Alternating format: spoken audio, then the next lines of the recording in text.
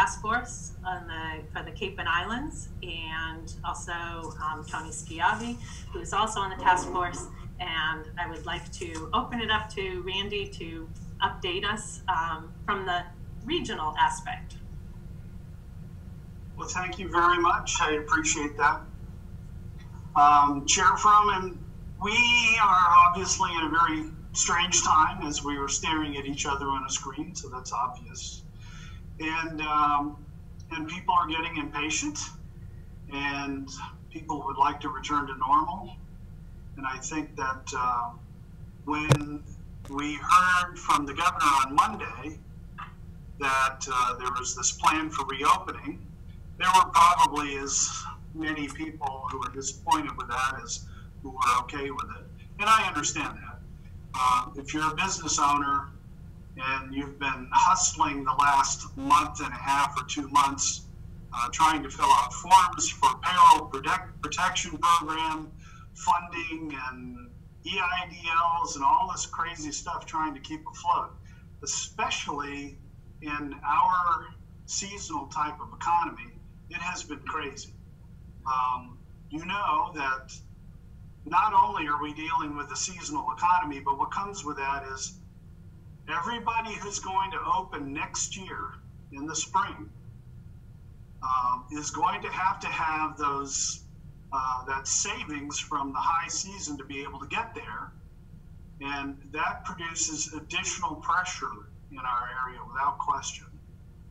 So one of the things that we want to do is to move as quickly as safely possible to opening our businesses, accommodations, lodging, as well as restaurants, obviously.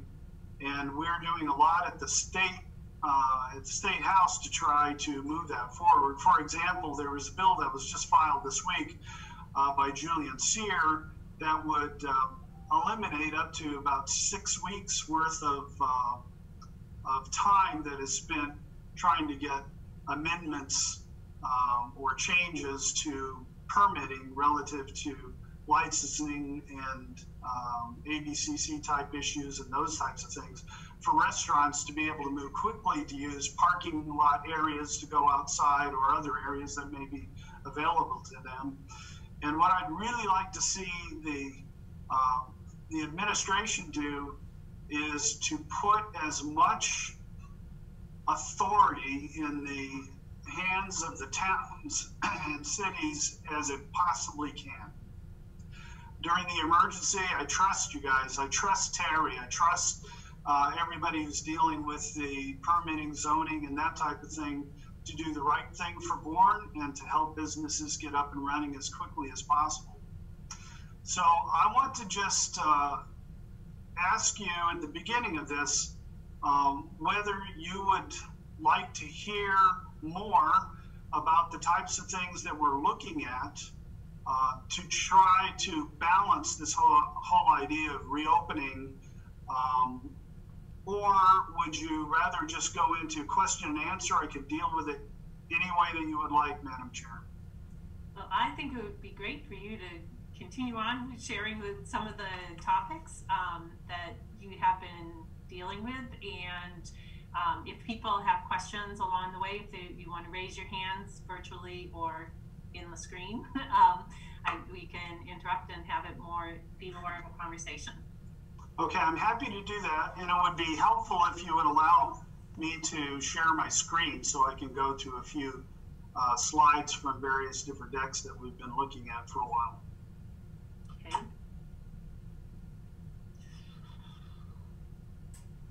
Randy, you should be all set to do that.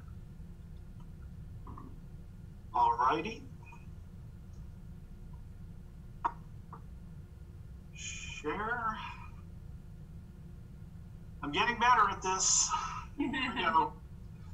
You should be able to see this, which is the reopening. And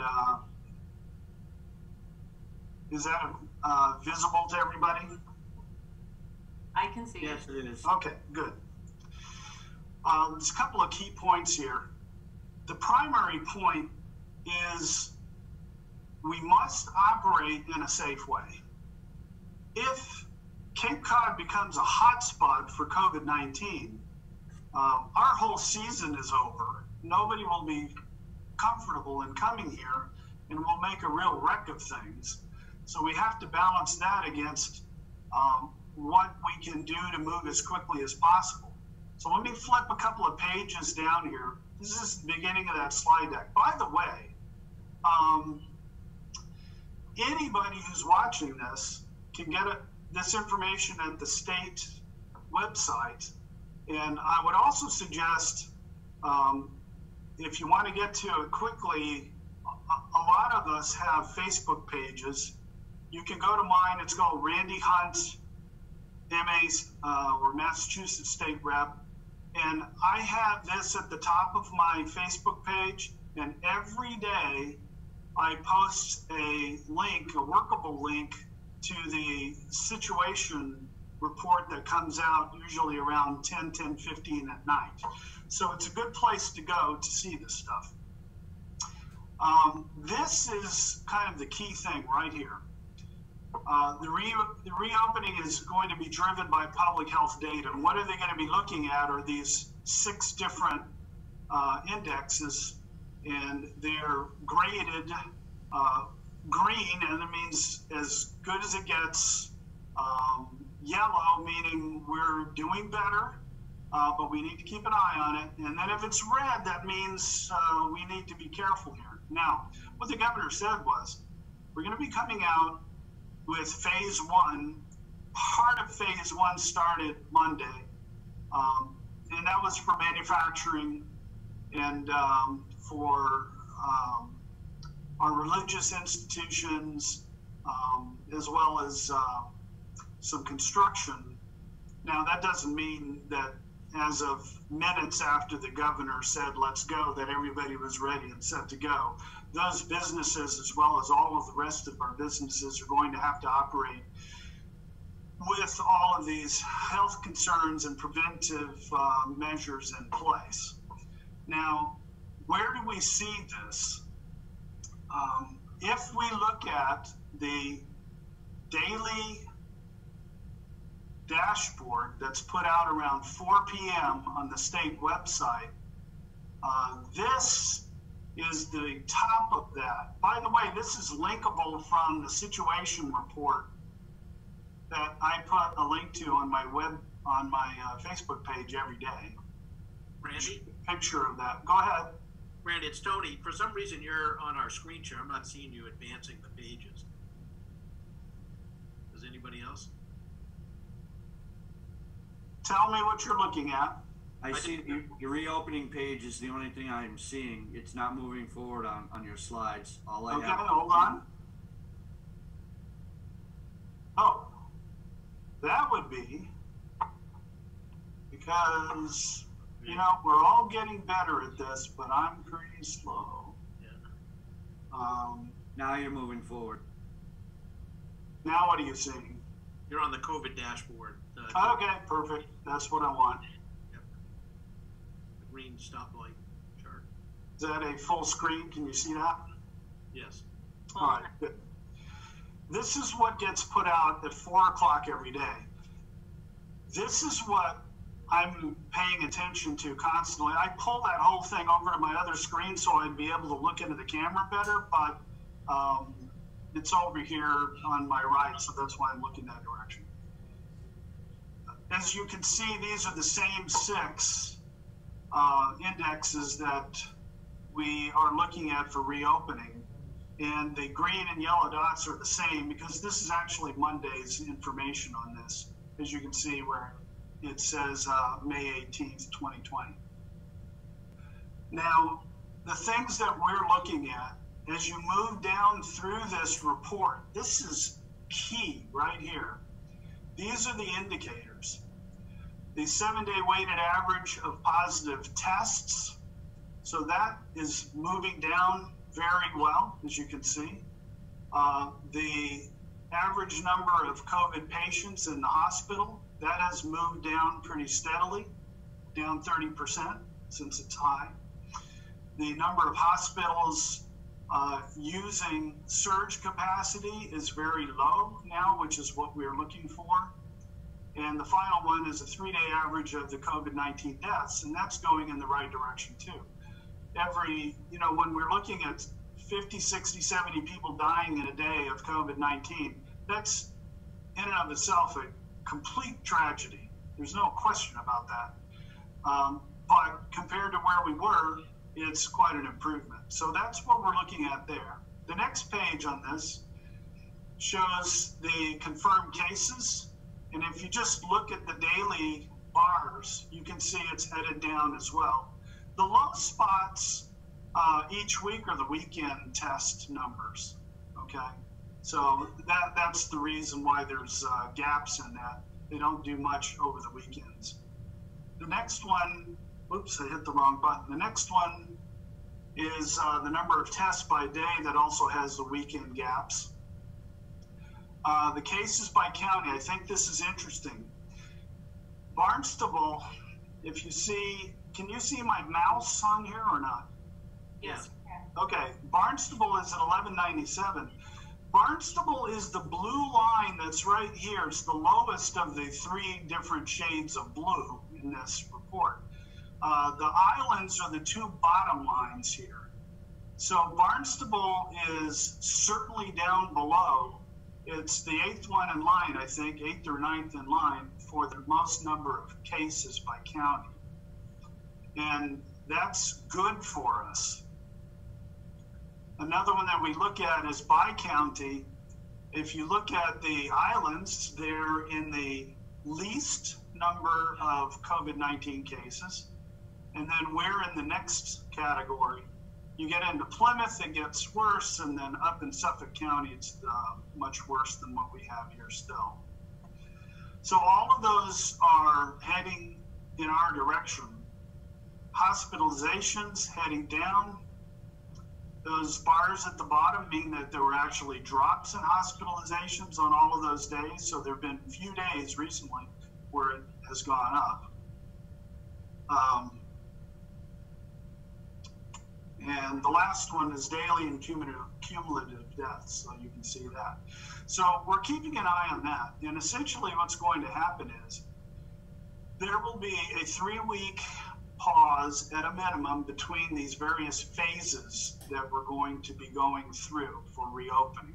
Let me get back to that chart and flip down to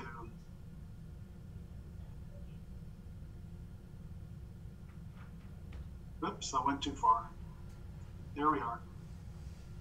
This is phase 1, phase 2, phase 3, phase 4. What we saw on Monday was part of phase 1 coming into play. Then you have the 25th, which is Memorial Day, where a number of other items technically open up, although office space will probably be, I don't know if people are going to be having a holiday that day or not, I assume so. But a lot of other limited services come on board at that point. And 3 weeks after those start, we'll be looking at moving to the second phase. So you're looking at June 8th or June 15th, I believe, are the dates. Now, everybody, obviously, everybody on the board would be interested in this, and I think that a lot of people just in general like to keep an eye on this as well. Because if you start seeing any of those indicators heading in the wrong direction, you'll be able to anticipate that we're going to have to slow down some. And so I would caution everybody that if you are looking at 3 weeks to move to the next stage, don't necessarily add 6 weeks and say we're going to be, hitting phase 3. That's all going to depend on if everything works out. Now, the next page on this graph is for Health and Human Services, outdoor recreation. The towns are very involved in outdoor recreation. We had a meeting today, and I know that Terry was on the meeting, and I think somebody else from Bourne was also on that meeting with Secretary Theodoridis, and she presented to us this slide deck, which is their recommendations for various pieces of outdoor recreation. I will also post a link to this directly on my Facebook page this evening after we're done, so people can find it. I had to get some help in finding it. It thanks the task force for doing what they're doing. The operating principles, key challenges, I won't read all this stuff to you, obviously.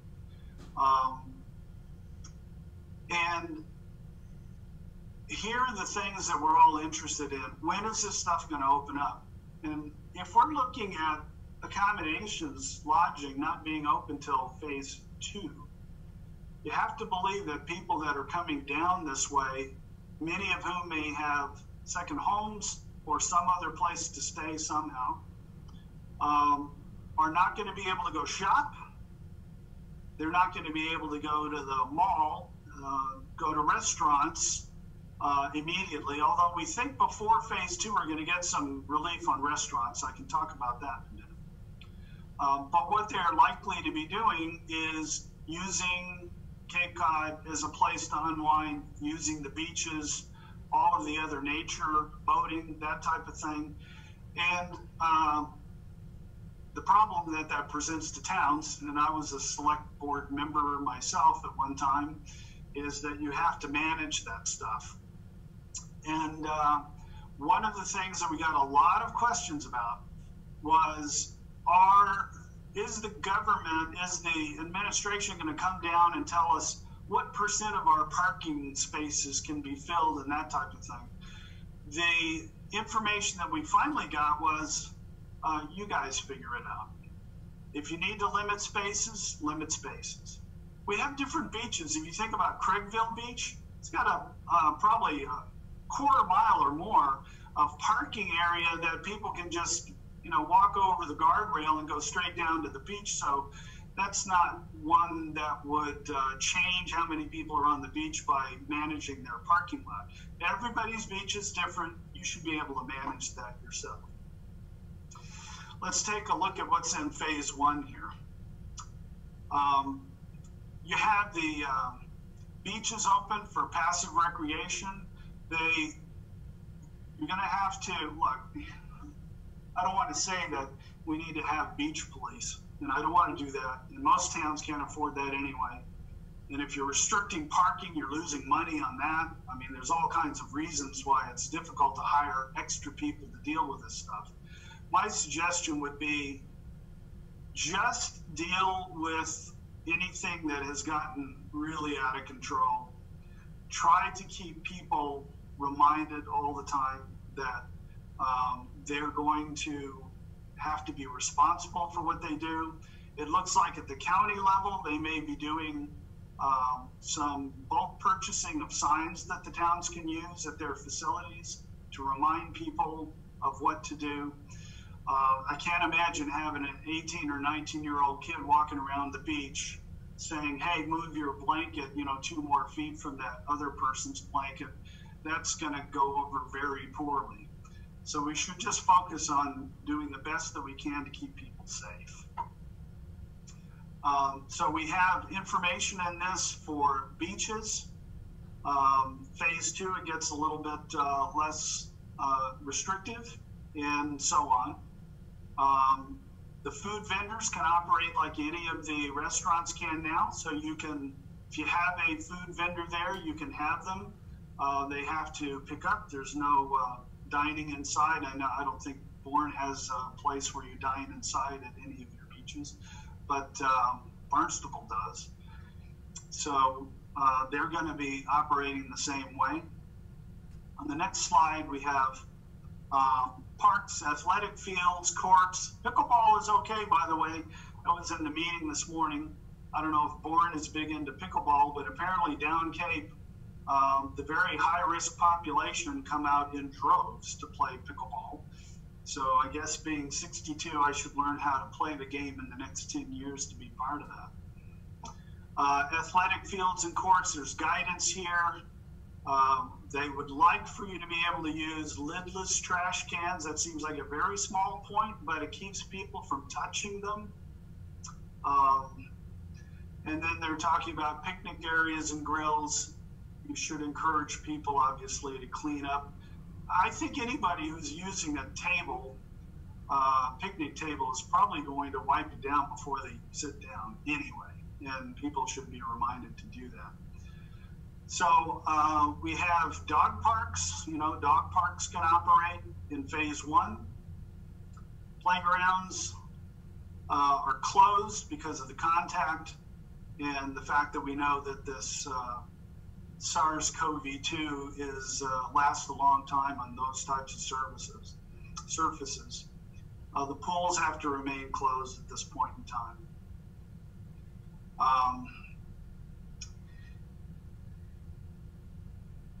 And the last one is seasonal outdoor adventure recreation. So we have some ability to do some things like that as well. All right. So I would recommend that if your rec people haven't already been through this in detail, they should. And there is also some guidance, which is here specific, and this was written on Monday, specific to beaches. So everybody should have this letter and this guidance that came from EOEA is pretty thorough in the things that need to be done. All right. So with that, I think I covered the health piece and the statistics that we need to watch for. I also encourage everybody to look at the reopening plan and see where they fit. I will say this about restaurants. There's a separate subgroup that started working on the 15th and worked over the last weekend. And we are really pushing hard for us to be able to use outdoor spaces to supplement what's going to be opened indoors for restaurants. And I think that, I think, and Wendy Northcross, by the way, the Cape Cod Chamber CEO, is part of that subgroup. So I think that we're going to find out that we may be able to get kind of a phase 1.5 in opening up for restaurants. And I hope that does happen because it has been just a killer for a lot of them. Although I know a couple of pizza places that are doing just fine because their model actually it didn't change that much, but many other restaurants are having a heck of a time. All of our shops, I would also like to be able to see shops instead of ordering by phone or online and just putting stuff at the doorstep, which is allowed now. I'd love to be able to see them put some wares outside, maybe under tents and that, where we can do better spacing of people. But that's another thing. Up and down Route 6A, we have a lot of people that would like to get open sooner than later.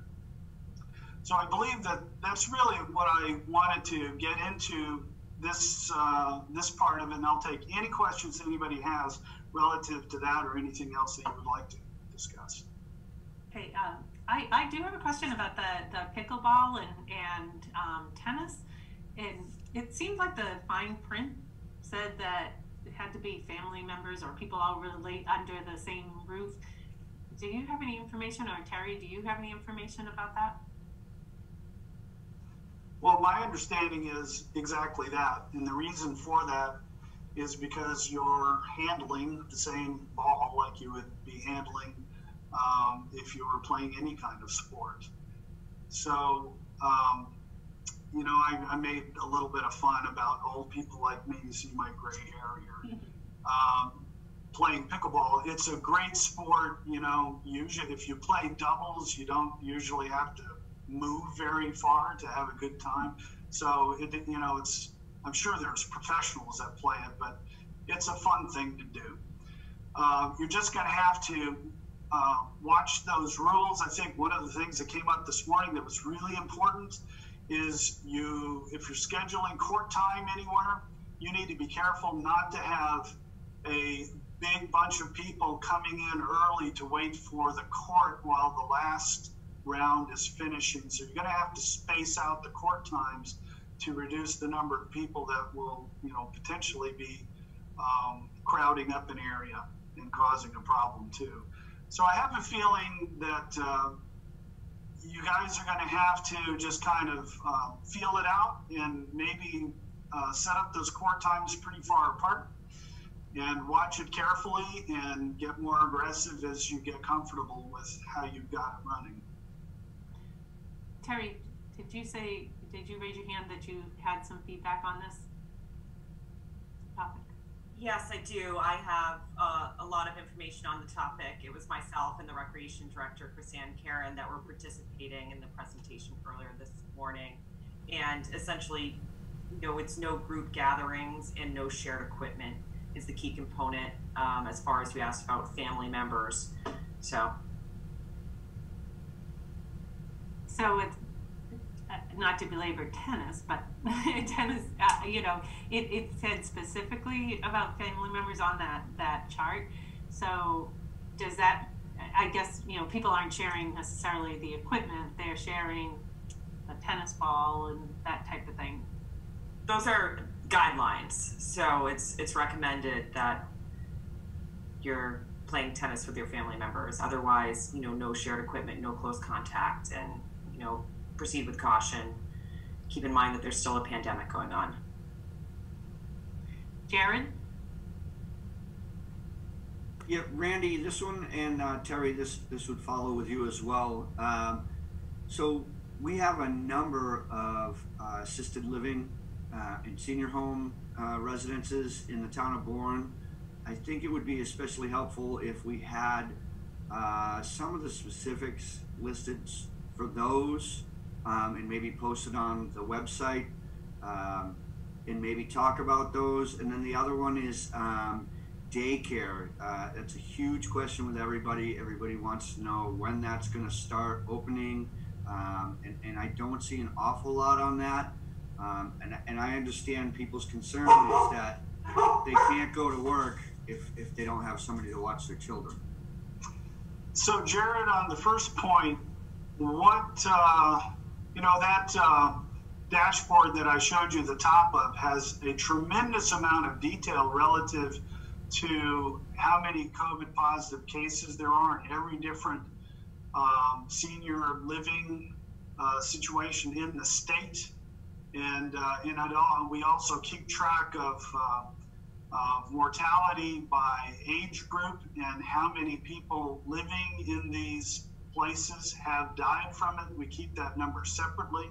So what is it that you wanted to have shared about that? Well, I think people are looking to see the specifics on opening those facilities, opening salons, restaurants, those types of things within the facility. I know some of the facility directors have reached out and are specifically wondering how or when can they open these facilities within the unit. Some of these particular assisted living spaces, they offer, a lot of those services in-house. I think they're really wondering how safe is it to open them and when should they? And more specifically, I think they're looking for a place for family members to go to see what all the restrictions are and what specifically should those facilities be doing so that they know what to look for when they go in their facility to see their loved one, or if it's a daycare, when they go in to see, when they go in to drop off their child, what should they be looking for that the facility should be doing? Okay, that's an excellent take on this. I will actually seek further information on that. The health board is going to be heavily involved in any of these decisions. There's no question about that. But there may be some guidance specific to these things. Obviously, when we're talking about barbershops opening, that type of thing, yeah, you're right. I've been over to places where, in fact, all of these places at least have somebody who comes in from time to time to do, haircuts and that type of thing. But given that they're operating in precisely an area that has the highest risk of contracting or having serious repercussions of contracting COVID-19, I think the health people are going to have to weigh in heavily on that. So I'll see what else I could get, and I will circulate it to town manager and chairman, Chair Froman as well, to be sure that we stay on the same page on that. There may be some stuff on the state website I'm just not aware of yet, Jared. Now, the other question that you had about daycare, we stood up the state 10,000 slots of daycare for essential personnel. And only about 3,000 of those were subscribed to so far. What the governor has said is the remaining positions that are available within what was only for essential workers is going to be made available to people who are going back to work. And that is, I believe it's still June 29th that everybody's supposed to be closed, but there are another close to 7,000 slots in places that are open now that will be available to people beyond the essential workers. So I think that is the next step that the governor plans on being able to provide daycare service if that's the only option that you've got. Thank you, Randy. And again, I know a lot of this is going to weigh on Terry and with our town management. Hopefully we'll be able to get some insight on some of that if you could give us a hand and maybe post it on our website. We can do that. Okay, Peter Meyer? Is there any direction when it comes to large gatherings? I know it's more like phase 3, phase 4, but every community's dealing with a graduation that hasn't happened, ceremony that hasn't happened yet, or 4th of July parade. And if it looks like the social distancing requirements and the large gatherings are not going to happen, or if the requirements aren't going to change between now and the first week in August, then maybe some of these things that have been postponed to later in the summer should be moved up. I mean, but you can't control the future. Things can change. Based on the daily reporting, and if the incidents become less and less, then maybe there's a chance. But I'm just curious if there's any feedback from the Board of Health or from you, Randy, on anything like that. I'll weigh in to this extent, Peter. The 10-person limit is still in place.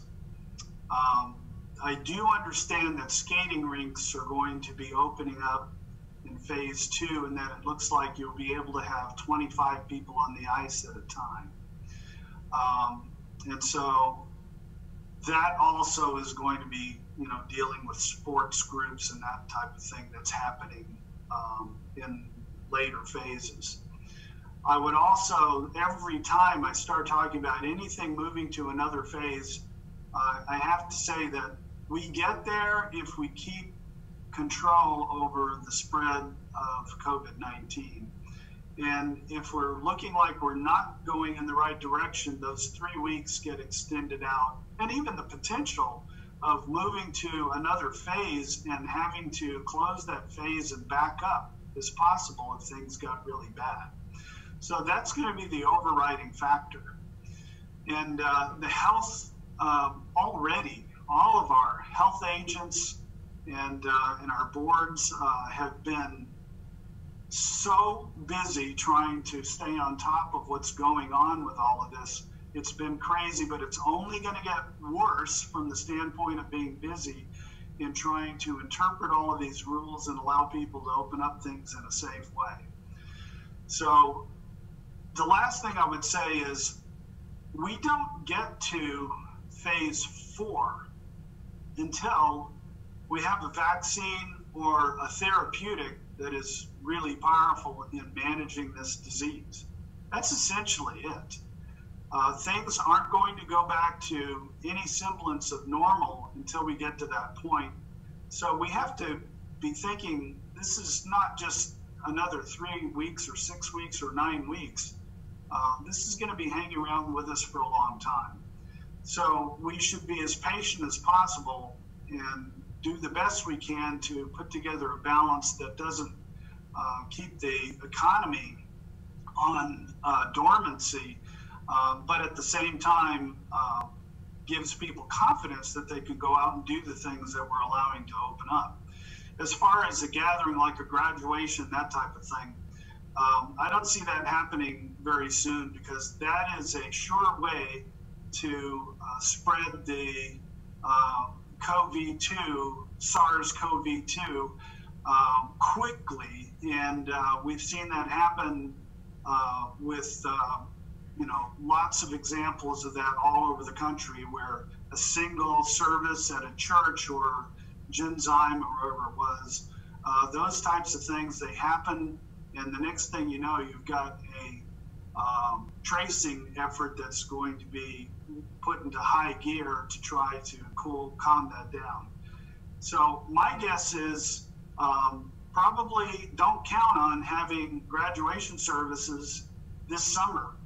I think that we're just going to have to go with a virtual, however you do that. It's not fair. Kids who are seniors, can you imagine if you're a senior and you're in the band or sports or just doing anything, drama, anything like that, and your senior year got yanked away from you like this? It's terrible. But it's what we're dealing with, and it's not something that we can wish away. Thank you, Representative. Thank you. I'd like to have Terry respond, and then Jim is next in line. Yes, thank you. Just to elaborate a little bit further, on our conference call yesterday afternoon, late afternoon, with the COVID-19 Command Center and the Department of Public Health, we were advised specifically as health agents to not have further planning efforts for graduation. We do not have guidance from the state on graduations yet specifically. So we were asked to take a step back and wait to see how phase one kind of plays out and how the metrics work over the next couple days. So thank you. If we can do it safely, I'd love to see that happen. Okay, Jim Potter. Yes, thanks. To kind of piggyback on Jared's point a little bit, it was an issue that I had brought up with the parents that are schooling their children at home. I mean, obviously, a lot of big decisions were made, including closing schools for the rest of the year. It still would be nice to have a little more direction from the state with regards to childcare and those parents. There's more of if every avenue has been exhausted, that's not very clear what that is, that path or that threshold to meet. Also, there's only a few, state-sponsored childcare locations, and that's not clear as to which ones are full and which ones have the space, and if they're even convenient to a working parent to try to get their child there. So maybe expanding the existing daycares of who was operating and can they all open sooner. It doesn't sound like that is on the table, but it may want to be explored. And the reason is because the federal act that allows for some of these businesses to pay 2/3 of the salary if you have to provide childcare at home for a certain reason, doesn't apply to businesses that are under 50 employees. And on Cape Cod, most of our businesses are small businesses. So it's a really important situation in our kind of geography, maybe as opposed to other parts of the state. And there will be a lot of parents they may feel conflicted whether they need to return to that job. They may be a very important asset to their employment, to their employer. and yet they are also still trying to homeschool and provide, really daycare for the younger kids. If you have older kids, it may not be an apples to apples example, but for younger kids, I think it is a big deal, and I don't think the path is specifically clear, and it would be nice to have some more guidance while not only school ends, but there could be 2 or 3 additional weeks beyond what the end of the school year was before that June 29th date comes around. So that was my first point. And then the second point, to kind of talk about, you said that, maybe there wouldn't be any graduations. I haven't heard any guidance, and I know every town is dealing with this differently, about town meetings. There's some guidance about quorums, but it also sounds like there doesn't seem to be any encouragement of even trying to gather people together. So that might be kind of a hurdle that, we'd like to talk about too. Thanks. Those are both excellent points, Jim. I did send Tony an email that has information about childcare, that has a link on it to a place where you can see every one of the centers that's open now for the essential workers. And all of those are going to be available for, like I say, for this first period in reopening. But what's going to happen from a practical standpoint is we're going to have enough services in childcare to be able to manage when we say, hey, this particular bunch restaurants can go back to work, and now you need 15,000 slots and we only have 10. That's going to have to happen. There's no question about that. And I have a feeling that that's going to happen prior to June the 29th. They're not going to pre-announce any of this stuff, I can tell you that. As you can see, things have been put out there when they're ready to go. And I can appreciate that, because when we get early versions of things, then we start building expectations that sometimes are dashed. But to your point, I think there's going to have to be enough. And my guess would be that it's likely that there's going to be a releasing of some of that to be able to match the number of people going back to work. Otherwise, they wouldn't be able to go back to work. So that's cut and dry. I will see if I can get more information on that topic. On your other point, which was, remind me again, 2 words? Town meeting. Oh yeah, town meeting. We did pass a bill that allows towns to adopt a 1/12 budget, up to 1/12, by the way.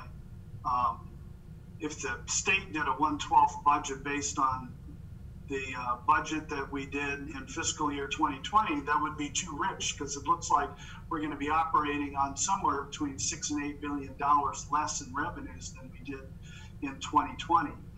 But we did pass this bill to allow towns to be able to move forward on adopting a 1/12 budget, meaning that you could go into July and have up to 1/12 of your prior year budget okayed for spending for that month of July.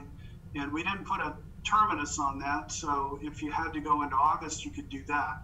In the meantime, we're trying to also see if there is some way that we can relax some rules on doing town meeting by other methods. I think the towns that have like Falmouth and Plymouth that have representative town meeting are probably in the easiest positions to be able to handle some things remotely, because they know exactly how many people are going to show up. In the case of Bourne, Sandwich, for example, although Sandwich has the benefit that when I was on the Board of Selectmen, I pushed for getting rid of the quorum, and that's turned out to be like a brilliant thing 10 years later. I never thought that would be like that. But I do understand that you're trying to deal with your quorum count issues in Bourne. I don't know how you're going to space everybody out to have a town meeting, and if you can do it safely, that's going to land on Terry as well to help sort out what is safe. But I think that you may have to seriously look at possibly using the 1/12 budget concept to move forward a little bit if we don't have some movement on that relatively soon, because we're spilling into June here in a short while. Terry Garino is on the Zoom chat here for a little while longer. There are two people who have their hands raised for asking questions. At this point, I want to make sure, does anyone have any questions for Terry before she has to leave this call? George, is your question?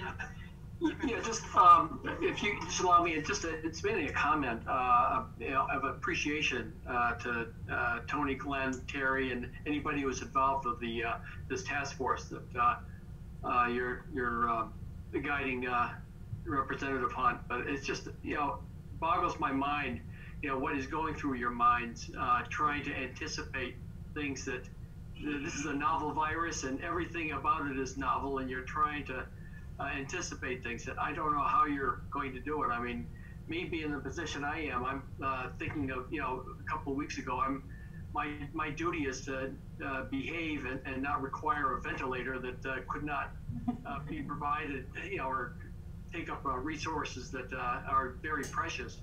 And it's just, I'm just, very appreciative of the work that you guys are doing. But I am concerned about the towns with borders that are close to each other. A lot of activity where Dennisport and West Harwich have a lot of back and forth where there may be changes, and I think there's got to be a lot of collaboration. I'm sure the Chamber of Commerce is thinking in those terms, because they have to think more regionally than we think of in our towns. But I just am emphatic that taking baby steps is probably the best way to do, because I cannot think of anything worse than having to revert something where we've been not restrictive enough, and then we would have to enhance our restrictions again. I think that would be a big mistake. But anyway, I just want to say that. Thank you, Judy. You're welcome. Harry, do you have anything you'd like to add? You have to leave?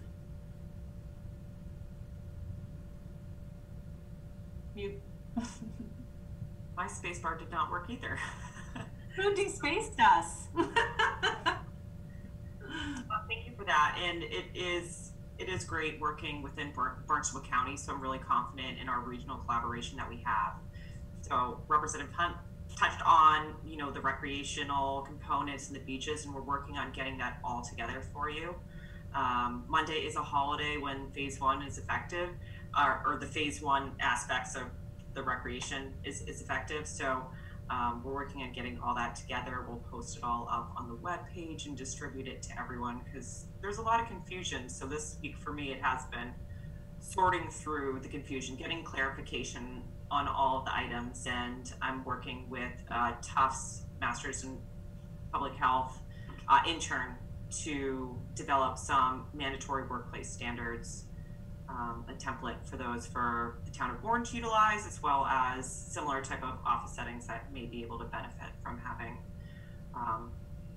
more condensed information than what's available on the state website. So, very good, thank you. It's pretty impressive to be able to comb through all of it. I have to take it in phases as I'm reading through trying to understand all of the details of it. So it is definitely a team effort, and it's greatly appreciated that there is a task force and that there is the support throughout the region, and both countywide and statewide. Thank you, Terry, for being here. Renee, you're up next. And then I'll take one more question after that, and then we need to move on with our agenda. Hi, Renee Gradis, resident in Pecasset. I don't really have a question. I just kind of have a comment, because I've been keeping an eye on this since the beginning. And one of the things that we've seen a lot lately is people's frustration with the baby steps and the slow moving. And I just have to reiterate that there are countries that have opened too fast, and then weeks or a month later, they had to just shut everything completely down again. And that is something that I absolutely do not want to see in this state, never mind in this town. So I hope that residents in town will take guidelines seriously, you know, even though it goes against what they personally firmly believe. We've got to think as a collaborative and community effort. So I just kind of had to say that for record. That's excellent, thank you. All right, any other questions? All right, seeing none, I'd like to thank you, Randy, for being here, and Terry for being here and answering our questions and representing us in sleeping, eating, COVID reopening. So appreciate it a lot. Thank you for inviting me, and we will absolutely stay in touch every day about everything that's going on as we move forward.